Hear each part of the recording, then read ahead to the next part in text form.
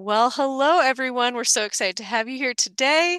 We are going to be talking to Abra Berens, the author of Pulp and some other excellent cookbooks as well. This one, though, is a practical guide to cooking with fruit, my favorite thing to eat. So I was very excited to read this cookbook. But I'll let Abra just talk a little bit about herself, and then we'll dive into our questions. Oh, well, thank you so much for having me. And, obviously, if you all are watching this, you know what an amazing program the Michigan Notables book series is, but I just feel so honored to be a part of it. So, yeah, thanks for having me and doing these recordings. And thanks for watching, everyone who is. Yeah. Thank you so much. And we're really excited. We're just going to get to learn a little more about you, about your writing process, what kind of inspired you behind the book. Mhm. So I'll just go ahead and dive right in. We like to start with the very beginning. So what is the first memory you have that compelled you to write and to become a writer? Uh, that's interesting. I don't I don't know that I have a writer memory, but I was thinking about the fruit memories and food memories, and one of the things that I try to um, do with my writing is to connect people to food, but mostly to the people who are growing it, and Hmm. also kind of a larger food system that we all interact with. And what comes to mind for the first memory is my grandfather used to take me peach picking in Fenville, Michigan. And we would, for some reason, we always had to leave at what seemed like incredibly early in the morning, probably because it would get to be too hot in the afternoon. And we'd go and pick peaches in Fenville. And at some point, after hours of like me having to climb all the trees, all these things I never really questioned at the time. But I was Yeah. like, why am I the one climbing all of the trees, and like hauling the buckets around? And my grandfather he was always counting the peaches, but they weighed them by the bushel. So it didn't make any sense if you look back on it. But at some point, we would stop and he would sit on the tailgate of his truck and he would cut a peach with his pocket knife and we would sit there and eat a couple peaches and then we would go and there's a line in pulp at some point about kind of that idea that that's how a lot of people interact with fruit, but the reality of growing fruit as an industry is very different. And kind of I said something about the gauze of future nostalgia, and I remember at in that moment sitting there and thinking like, this is something I'm going to remember. And then I was like, 9 or whatever, so I promptly did something else and unsentimental. But that idea and kind of what that means for food memories feels very, very pronounced in this book in particular. Mm, yeah. I love that. Like the memory of eating a peach with your grandfather on the tailgate. Like for me, it's going to the apple orchards with my Yeah. family. I mean, we've been going to the same apple orchard my entire life. Hmm. And, the memories of like just cleaning off the apple and eating it right there with the Yeah, totally. trees. And yeah, it is the future nostalgia. Yeah. Love that. Well, and I think a lot of, I don't know that there's actually tension in the food world, but a lot of farms are realizing how valuable that community interaction or the on-farm experience is, and kind of moving in that direction, which sometimes gets maligned as being kind of for show or not real farming. And there's an element, I can understand that perspective, but there's also a really valuable service that's being done, which is reconnecting people to Mhm. growers and to Yeah. what it means to be a grower. So, the most recent farm census just came out, and America's population, 2.7% are growers. And 100 years ago, it was 30%. And Wow. so there's lots of things to talk about with that. But for me, having grown up in a farming family, what it means is that fewer people are just interacting with farmers or interacting with where their food comes from. And Yeah. so there's an element of that apple orchard gives you some sense that apples come ripe in the fall. and that's even though you can get apples year round. And that's something that I think is truly being lost. And the food community is doing a good amount of work to reconnect people in that way. But that's a real thing. Yeah. Oh, I love it. It's amazing. It's so interesting because I do think about, my own family. My grandfather grew up in the Allegan County, Fenville area. So when you said Fenville, I was like, oh. Yeah, yeah. I And just saw that one. and it was a farming, farming community, farming family. And I mean, he left to go to Chicago for jobs. Most people you go or you Yep. leave for the cities. And and that's kind of continued to be the trajectory as I've always lived in suburbs or cities. Yeah. And so that even though it's only a couple generations removed, I don't have that connection with the farm and with the Yeah. land in quite the same way anymore. And it Yeah. doesn't take long for that to happen. Which I think is really the beauty of the ability to do this remote work, for a lot of folks, is it means that they are able to have more options to move back to rural spaces. Hmm. And I mean, that can create tension as well in terms of, the idea of living next to a cherry orchard is very different from the reality of living next to a cherry orchard. And there was a great piece in the New York Times a few years ago about this, with people moving into Hudson, upstate New York, and having some of these same issues. And I think it's real, but I also think that that tension is really valuable. I think that, some of the problems that I see in our world are when people are decamped, or totally stratified or isolated. And I think there's just that butting up against it, can feel really good and feel like it's work, but it's really valuable and really important. Hmm. Yeah, conflict is not always a bad thing. It's true. Yeah. Yeah. Very.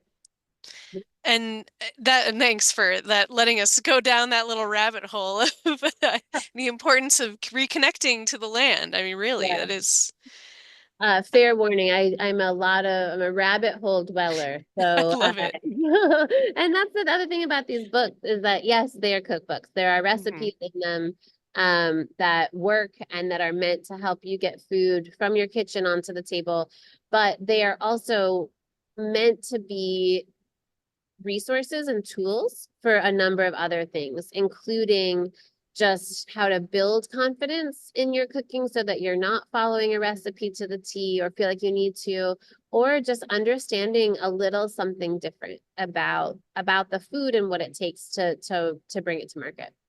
Yeah, I mean, that was actually one of the things that really stood out when we were reading it was reconnecting it to Michigan and Midwest agriculture and really kind of giving people, it's not just here's this recipe, it's here's where these ingredients came from, here's kind of the story behind them. And that was really striking to us as a committee. So we That's nice. appreciated that.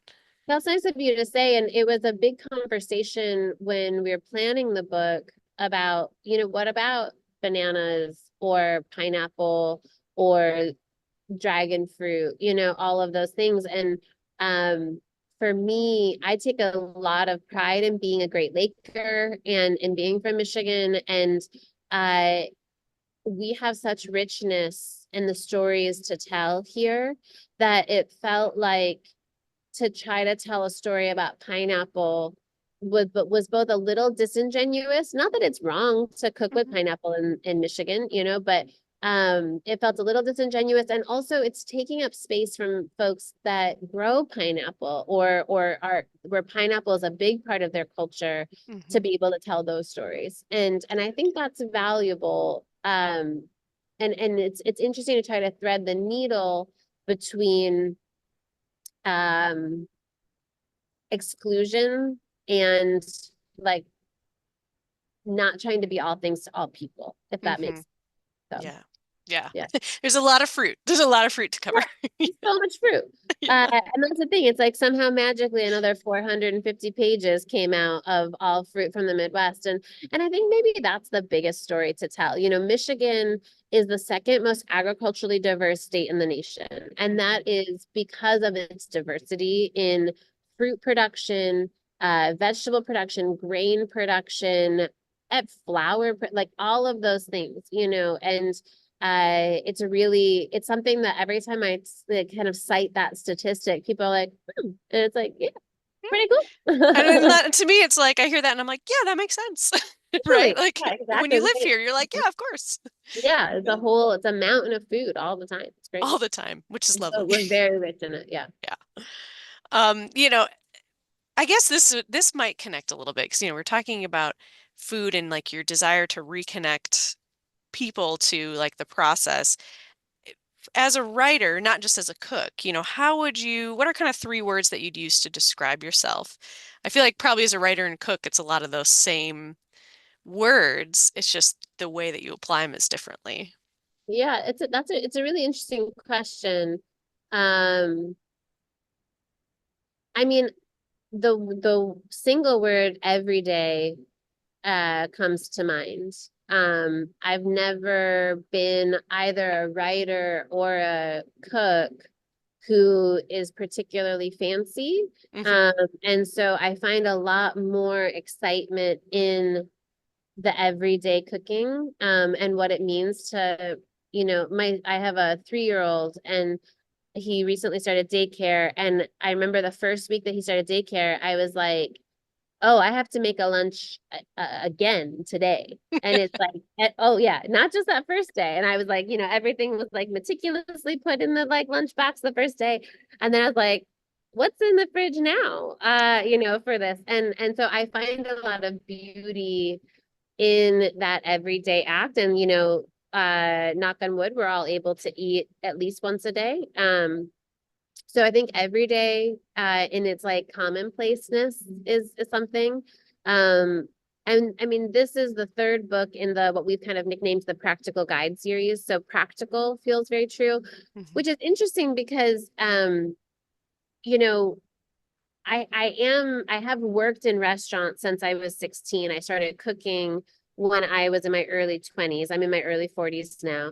And it's funny how like the industry has made a lot of things seem practical or commonplace, that I've lost a little bit of touch with home cook needs. And my friend Francis was saying to me one time, when I was talking to him about how to process winter squash in roughage, and he was reading it, and I was like, yeah, it's a great way to process like 300 pounds of winter squash like really quickly. He was like, no one has that problem. And I was like, what? We have that problem every year. Because we get all these squash that have, I work at Grainer Farm where I'm sitting right now, and oversee a kitchen that produces meals and food out of our veg fields. And there's inevitably squash that has a little nick in it or a little bit of bug damage, and it's not going to last. So we're not going to sell it to someone for them to keep in their fridge and have it go bad. So that means that we need to like cook it early and save it and all that stuff. Hmm. Um, and so, yeah, it's funny how like even the practical side of me sometimes can skew impractical, for it, or like it doesn't feel strange to think about food, 16 plus hours a day. And I realize not everybody, everybody else feels that way. Um, so, and then I think, I don't know the third word. I mean, I guess, can I turn it back to you and say, will you give a third word? Like Yeah. what has stuck out to you? Because you've read all three books now. Um, For me, so I just started on the committee. Gosh, when did I start here? 2021.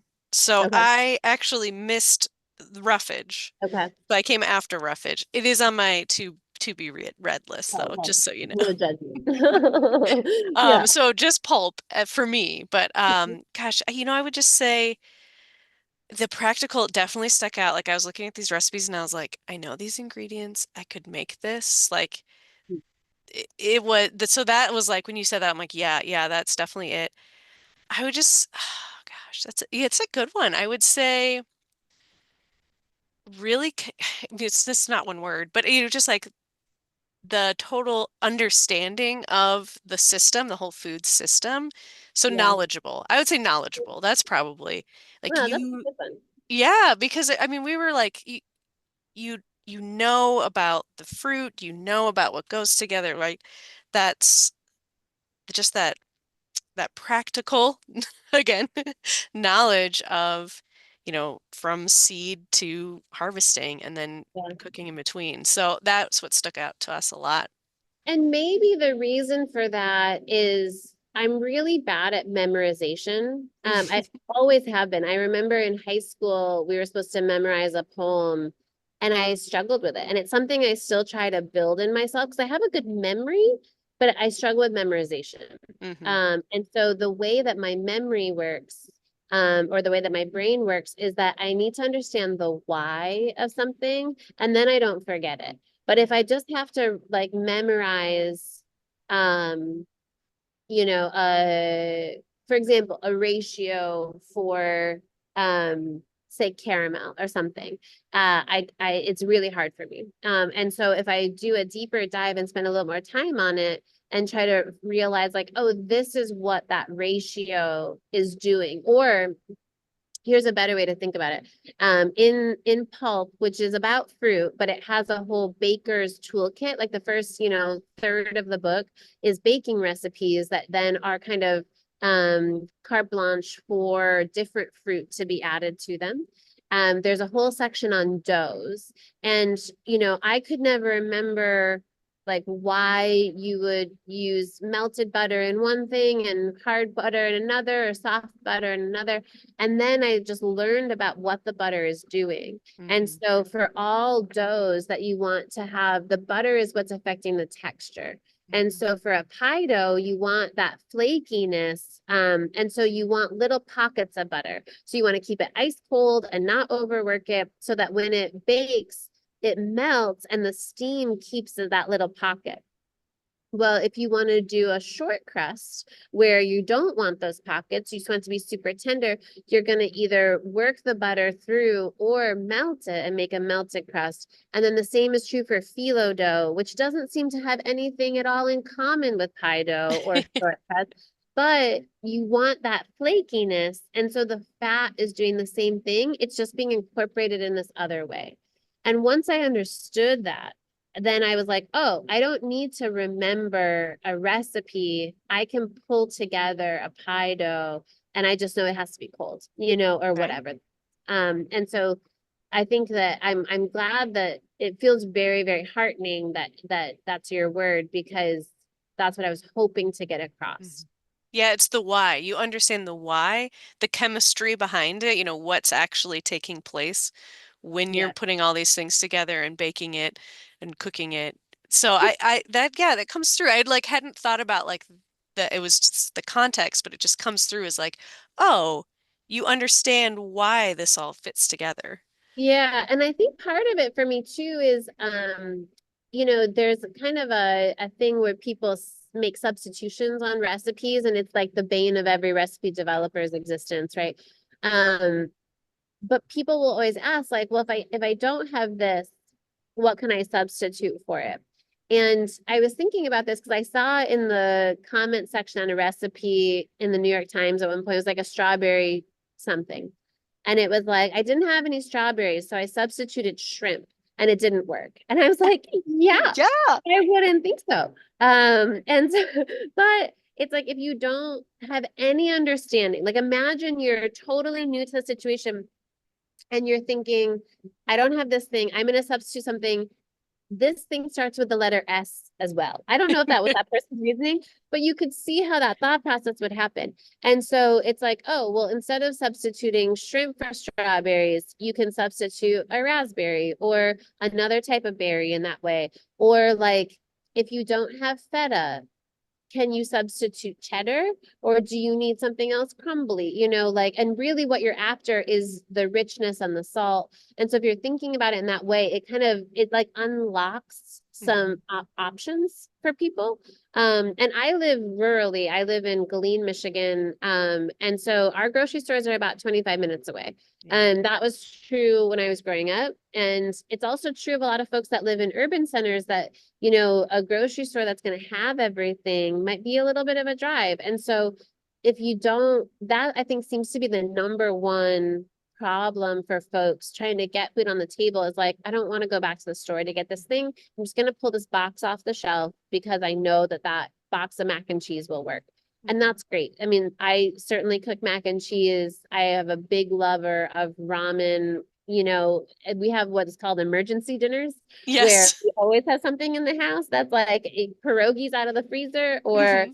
a pasta off the shelf, and that is very, very useful.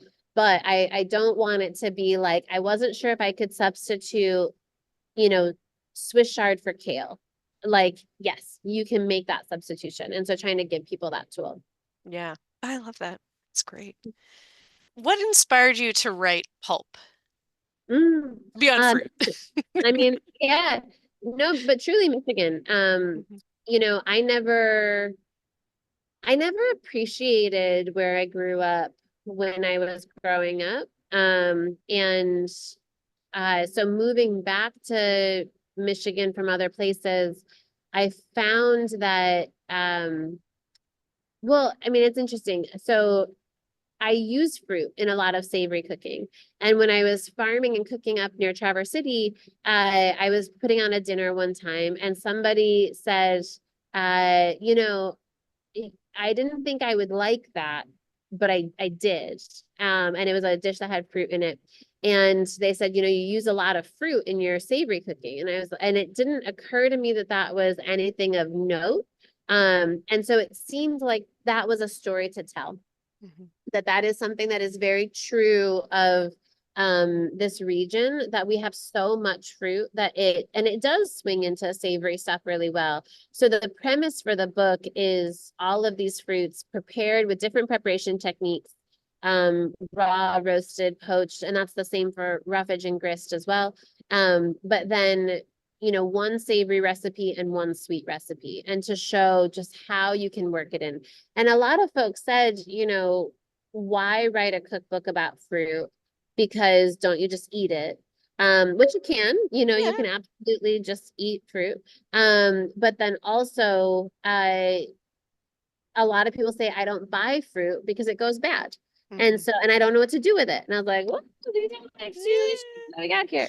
And so that was kind of the premise behind it, was to take my experience living in this state, cooking this food. And I've always lived primarily on the west side of the state. I lived in Ann Arbor for about 6 years, but really up and down the west side of the state. And we just grow so much fruit. And so it was around. So that was the inspiration for it. Yeah. I love it. It's true, for me, I love savory dishes, especially when you do meat and fruit together. I'm like, yes, that is what I'm gonna get. And you're right, I never thought of that as weird. I'm like, oh, that's just delicious. But realizing, like, having grown up in Michigan, that was pretty common. You would have pork and apples, right? How many times that, Cherry and right? whatever, cherry Yeah. and duck, which are classic combinations from Hmm. elsewhere too. Like I think Michigan gets sort of maligned as like putting cherry into everything, which there's some places where it goes a touch too far maybe, but these are really classic combinations. Pork with apples, duck with cherry, duck with prunes, salmon and strawberry, cheeses and fruit, are classic.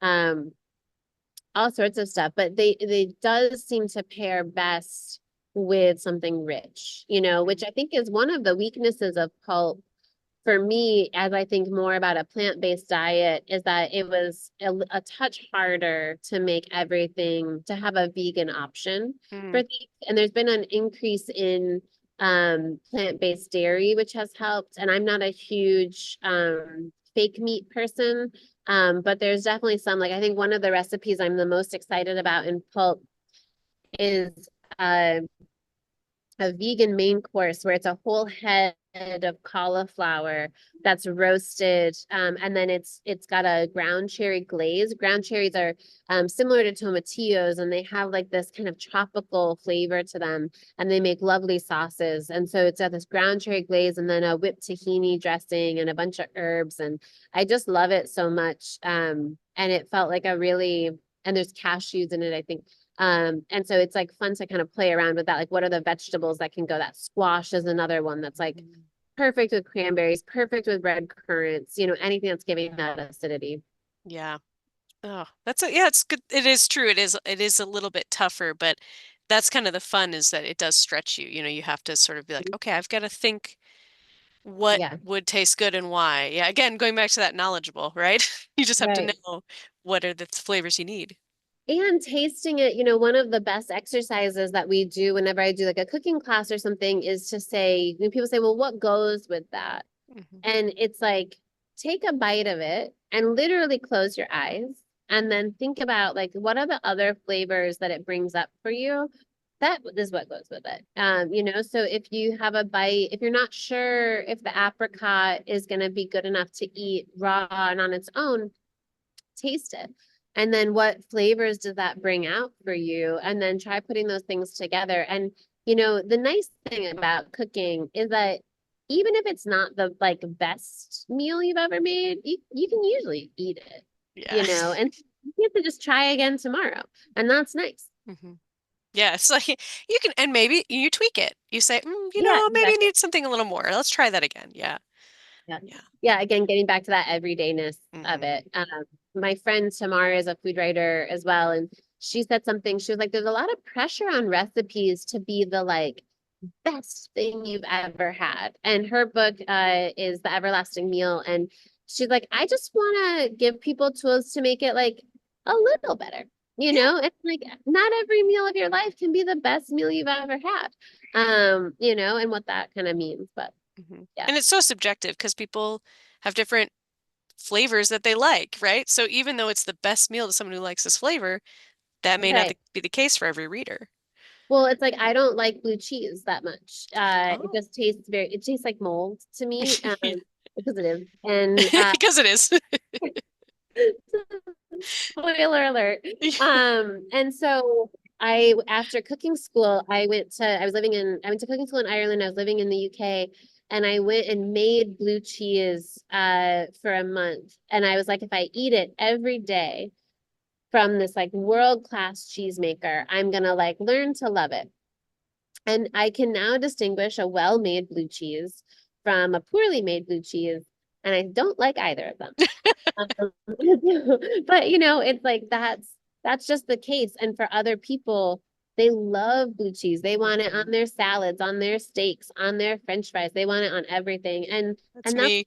the beauty of it. Yeah, that's the other beauty of it is like it doesn't, it's entirely within your own hmm taste. And that's the other thing that kind of I wanted to do with these books is to say, there's a lot of authority about cooking that has been ceded to an outside authority, a hmm chef, a cookbook writer, whatever. hmm And, people will often say, like, they'll give me something to taste and they're like, is it good? And I'm like, well, do you Do like you it? like it? Because if you like it, it's good. And that's all it matters. Yeah. And even if it's not your favorite thing, it's still good. Right. Yeah, I like that. It's a much more encouraging way to think about cooking. Yeah. It doesn't have to be by a professional because frankly, like it really you can't be, we all have to eat eat every day. So Yeah, and I mean, I am lucky enough to work in a part of the restaurant world that is not, it's easier to cook with health in mind, hmm but those are not the things that people go out for, and like if you were to cook restaurant food every night, it takes a toll on your body. It's richer, it has more fat in it, it has more salt in it, it has all of those things because if you're paying for it, you often want it to be the best meal of your week, if not your life. And hmm that isn't there's a gluttony there that is not good for longevity, in my opinion. And so I think it's good if people kind of find that balance for themselves. Definitely. For you as an author, Mhm. what is an author, and I would say as a cook, what is the most meaningful part of pulp for you? The most meaningful part are the interviews. Mm, So for those of you who have not intimately read all three books, which is Roughage is about my time farming vegetables, and it was a lot of my stories of how growing food transformed the way that I cook and made me think about food differently and made me think about the state that I live in very differently. And then when I started writing grist, and grist and pulp were under the same contract. So I knew that those two were going to come together, but roughage was it's on its own to start. And grist is all about grains and legumes, and it's another vegetable book, but through the lens of these other ingredients. And that is, a lot of people have gardens or know something about growing vegetables. Um, Almost no one grows wheat because it doesn't make sense for you to do that. And so fewer and fewer people are interacting with these larger scale growers. And so I was trying to figure out how to have the same storytelling elements as roughage when it wasn't my story. Mhm. And I woke up in the middle of the night, I like sat up in bed and was like, oh, I can just ask them, just Right. ask. Oh, I could just talk to them, right? Exactly. And so that's what we did. So there's a lot of interviews from all across the grain chain and across the spectrum. And what I realized with those interviews is it was a powerful tool to show the diversity of growers, the diversity of experience, what it means to be a rice grower in Louisiana versus a wild rice forager in Minnesota. Those are very different lives. Or they can be and the commonality between them. And so when it came time to write pulp, I wanted to do that again. And what I found with pulp is that the fruit market is maybe even less understood than the grain and pulses market because I don't think there's a lot of hidden industry. And I'm sort of fascinated by hidden jobs, like jobs that happen that you don't even know is a job until you meet someone who does it. Yeah. And so there's a lot of hidden industries like the baby food industry. And so Agatha Chendu is a baby food maker in Georgia. So we interviewed her about what how she gets access to these ingredients, what that means for her. Rosalanda Gulian is a farm rights activist in Washington State, and I felt really important to talk about the labor that goes into this fruit production because I don't think people, sort of the premise behind pulp is I was driving around when I was living in Leelanau County, and somebody was visiting, and they were in my car, and they were like, "This is a lot of cherries to go to a farmer's market," and I was like, oh, it's not going to farmer's market. It's Millions of pounds of cherries. Um, and so what it means to have like cherry pie filling on the shelf, things like that. And because of that, and even for me, someone who's pretty steeped in this information, about halfway through writing pulp, I was like, oh, all of these ingredients are perennial crops except for the ground cherries. So it's the opposite of vegetable farming. It's perennial infrastructure. It's looking at climate change and climate collapse through a 30-year lens because that's what they're planting for. That's what they're tending for. And then also because these seasons, you can grow vegetables, you can replant and grow for an entire season. That means your labor is concentrated for that entire, say it's a 20-week season.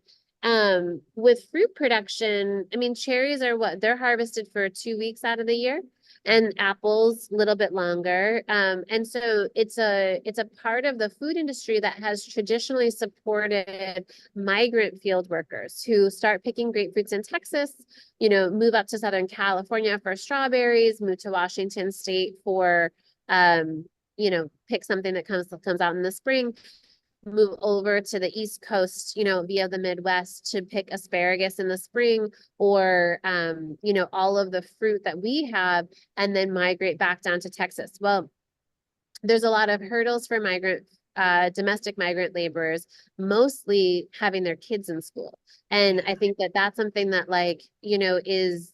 is a challenge and in a real way. And what Rosalinda advocates for is there's an expansion or people think about migrant labor or immigrant labor as being either folks who are undocumented, which there's certainly that large population in this country, or this guest worker program, which Grainer uses, Klug Farm uses, and it's very successful for us. And her point is we have a population of people who need this work. How do we build the structure so that their families can stay together and stay in school? How is the migration calendar different? And it's just awareness raising.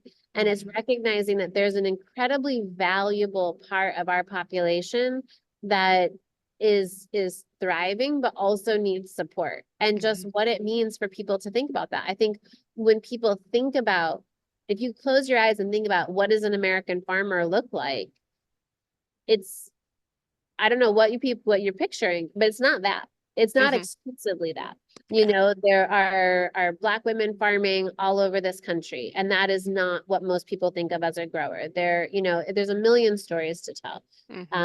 And so that feels like the part of pulp that I'm the most proud of, is to try to give, conversations with a Black bean grower in Detroit, right next to on the page a fifth generation cherry fruit grower up in Leelanau County, who, when I farmed up there, our farm was on Garthy Road, and his last name is Garthy. Very Yeah. different populations that are Yeah, doing some of the same work. some of the same work. Yeah. That is that was something that did stand out for sure. It's just the stories and just the commonalities, like you said, but also like vastly different experiences, but Yeah, still the same end goal, right? yeah, yeah. And that's the thing, is like, to be a farmer, it's a little foolish. It's a very hard industry. It's like it's physically taxing. It's taxing work. The margins are slim, like if you come from the tech world and you're used to a 40% margin on your product, that is not food. And that's maybe part of the problem with our system. Certainly our economy as a whole, I think, but that's also so that people, you know, everyone has to eat. And so there's this understanding that you're doing work that is literally nourishing people while caring for the soil and the environment. And, farmers are some of our leading conservationists. Hmm. Um, but they have to make money too, because and that was all of those things together. And so because of that foolishness, um, it's almost like a foolhardiness. Like, it's a very optimistic group of people. They're like somehow both curmudgeon-y and optimistic at the same time. It's really remarkable to me. Um, and yeah, it's just exciting. I love it. For you, for when someone reads your book and uses your cookbook, what is something that you really want them to take away from it? I want them to take away from it a skill set that makes them a confident cook. Mm, And that is not only to boost their experience with food and to try to give them a path to enjoy food more, but it's really, and I've been thinking about this a lot lately, it's really because I think that so much of our culture is fortified around the table. I don't think it's built around the table, but I think it's fortified around the table. And I was thinking about this because, again, my son Lark is in school now, or daycare, and when he comes home, it's hard to pick him up and have dinner ready before he goes to bed, before he gets so grouchy that he has to go to bed. Um, but when we can make it happen and we get to say, tell me two things you learned at school today, that is reinforcing the things that he's learned. He's now processing that learning by telling us about it. And I think that's true of, all of us, that we learn something happens in our day, and when we can relay it with each other, we can ask questions about it with each other.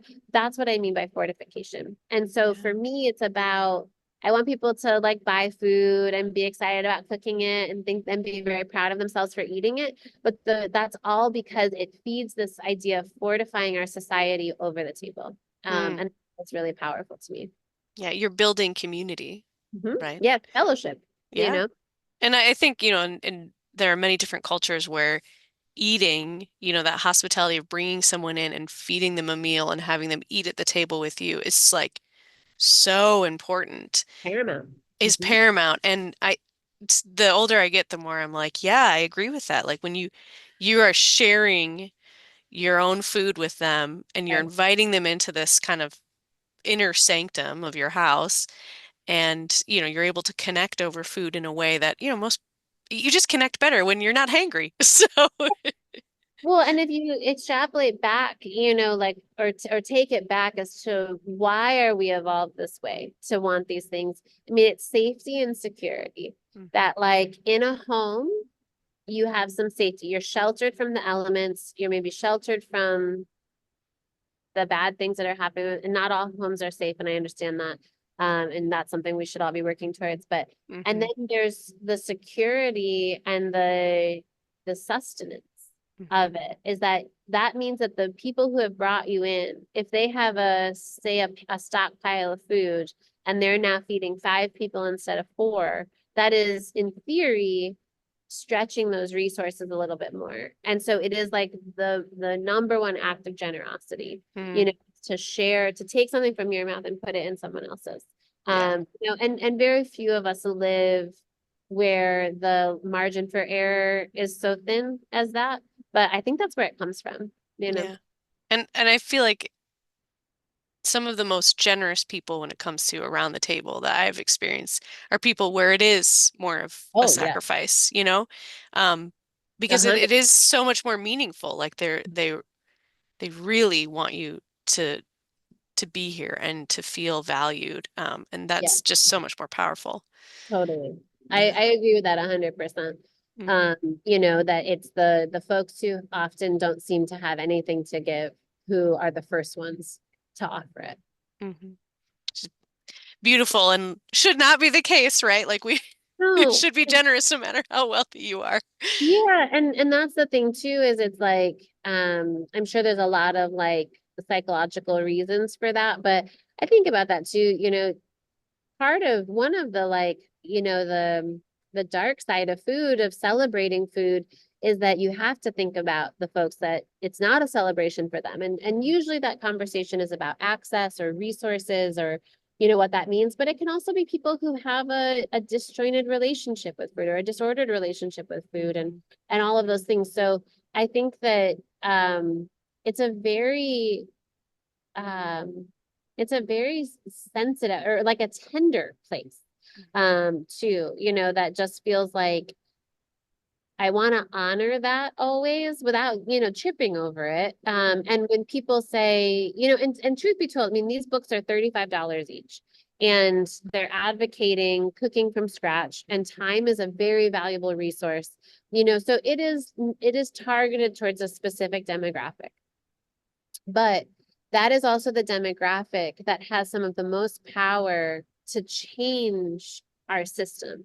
And I think if I were thinking about another thing that I want people to take out of these books, is that as a consumer, they have so much power. Mhm. These growers will produce the food that people want.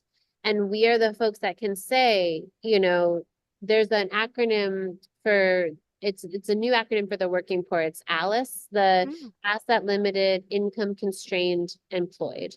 And that to me is the part of our society where we can exact the most change. That if you are working, in my opinion, no one in this country, which is the richest country in the history of the world, should anyone go hungry, even if they are the lowest lying garbage human being. They don't deserve to go hungry. We Mhm. have enough, and so I think by keeping those people and people who are trying to figure out how to stretch a paycheck between food, utilities, rent, medical bills, car payments, whatever it is, gas, you know, if we can lift that population up, those are the people that are the most generous, and who will give back and lift everyone else up. And it just feels like that's a solvable problem. I don't know that we can solve all of the mental health issues that go into people that contribute to being unhoused or food insecure in some cases. We can certainly fix that, and we Mhm. should. Hmm. It's yeah, I don't know. Again, rabbit hole, I went down it, but it feels like that's another part of food Hmm. that you have so much change over. And I hope people feel empowered to make some of those changes. Yeah, definitely. Like that. Now, Where we go from here with that right? I conversation. was like, with that one, I was like, and amazing. But I guess we'll move to the like, how did it feel to have this book recognized? As learning that it was a Michigan Old book, your second, I may add. And what was kind of your reaction to that?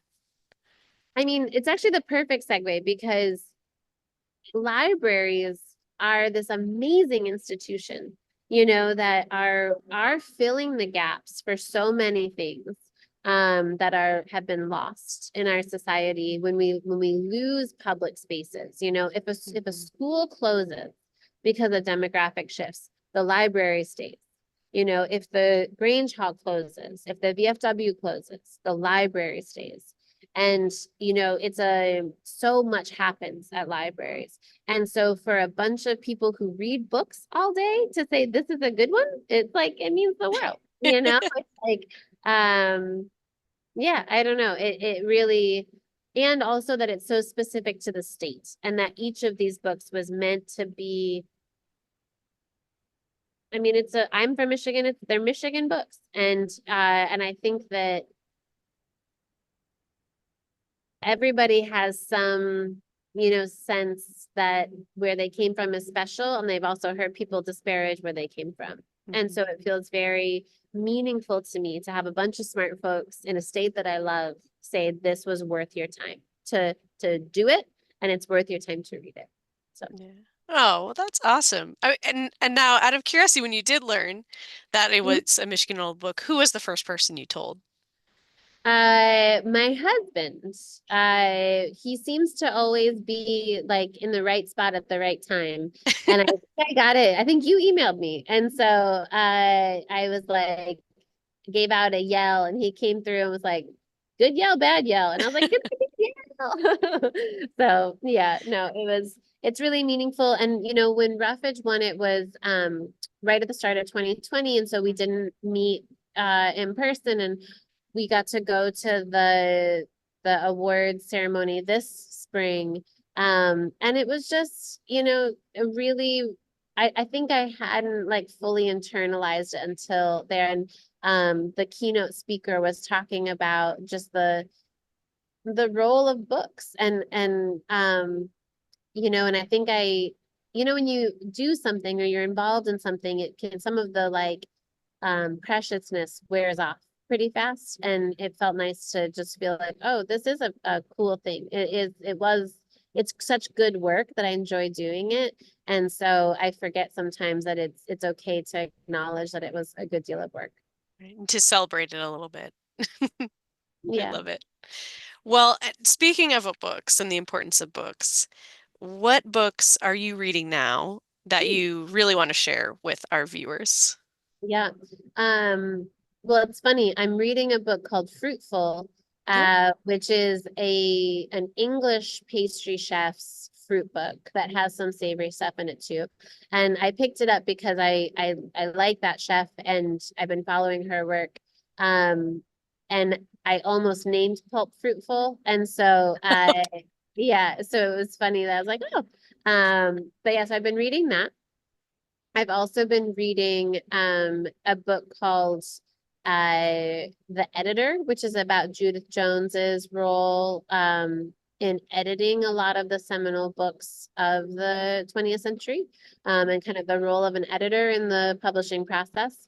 I also, like I said, have a 3-year-old, and so we have been reading. He loves books, and it's like I don't think I expected to have my heart filled quite so much by how much he loves books, but he regularly wakes up before we go to get him, and he'll, run across his room, open the curtains, and then I'll go up to get him, or Eric will go up to get him, and he'll say, not now, I'm reading. And so he just has his book, and it's Richard Scarry, Cars and Trucks and Things That Go. And it's a great um, one. yeah, I've been loving that one. I've been loving a book that a friend gave us called Thank You Amu, which is do you know Love that book. My daughter's 3.5, and so we okay. also someone gave us that book and we love it. Yeah. It's So beautiful. beautiful. The collages are beautiful and the story, I mean, I like cry every time and I have this dream of doing some cooking classes with kids where we read a book and then make the food that's in it. So like to make the thick red stew would be so fun. And then we've also been reading Carson Ellis's Do a Stock. Do you know this book? I It's don't. wild. So it's my friend Hannah gave it to us, and she works at a bookstore in Traverse City at Brilliant Books, which is a wonderful bookstore. And it's like there's no English words in it, and so it's these bugs. A little plant sprouts up, and they come to like do a stock, manazut. And so it's just like this language that you have to kind of read it and puzzle out the language, but you totally know what's happening. Um, and the book is just, it's beautifully illustrated and there's so many things to look at and it's not full of words the way, I mean, I like books that have a lot of words in them.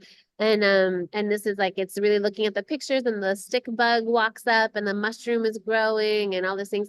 And there's a worm that makes a cocoon or a caterpillar that makes a cocoon at the very beginning. So it's like the first page, they're looking at this plant, duostock, and then the little worm builds a cocoon and he just goes ta-ta and is in the cocoon the whole time until the very end and it comes out and there's this beautiful Luna moth and then the very last page the like acknowledgments or whatever it's just that bird again or that worm and ta-ta and so now Lark every time we leave he says ta-ta which is just like so I love ridiculous it. and So fun. cute. Yeah, it's so cute. It's a beautiful book. I love Yeah. it. It actually that reminds me a lot of Jerry Pinkney's The Lion and the Mouse. If you haven't read anything by Jerry Pinkney, he passed unfortunately. But he had an incredible author and illustrator. Wow. And he did a number of books, but he did The Lion and the Mouse, which I believe won a Newbery or not a Newbery, a Caldecott.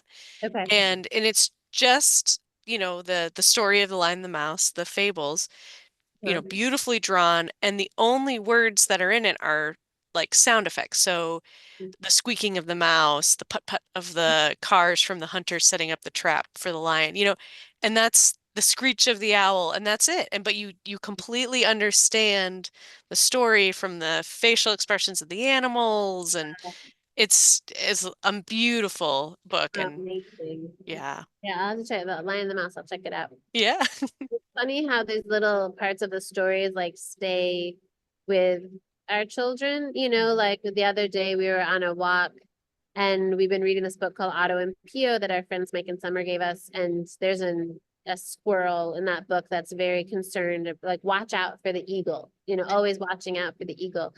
And we were walking through the woods and Lark just said, to watch out for the eagle, and like, you love know, it. yeah. So And that's the thing they remember. it really imprints, and you hear these stories about the number and the frequency of words that children hear, and what those indications are for their skills and their, how much they'll grow in their life. And it feels really important, Mhm. so. I mean, it's definitely that fostering that curiosity for Mhm. sure. So, well, it Yeah. was just lovely talking with you and You sharing, book recommendations for toddlers. Yeah. Yeah, absolutely. And yeah, thank you so much for the work that you do and thank everyone over there in the Michigan Library. It's really a valuable work and it's very valued. Thank you. And thank you for the work that you do because I think as you said, a lot of people just don't understand what goes into the work and farming and so being able to see that in your writing, helping us make that connection, but also just the work that you do at the farm. I mean, you are literally feeding people. That's very We're trying. important. Yeah, we're trying. So, Yeah, I love well, it. likewise to you and you know, libraries are such a valuable institution. So Thanks. Well, it was wonderful talking with you, and hopefully this won't be the last time we have an author conversation. I hope not. Yeah. All right. Have a good rest of your weekend. Thanks, you as well.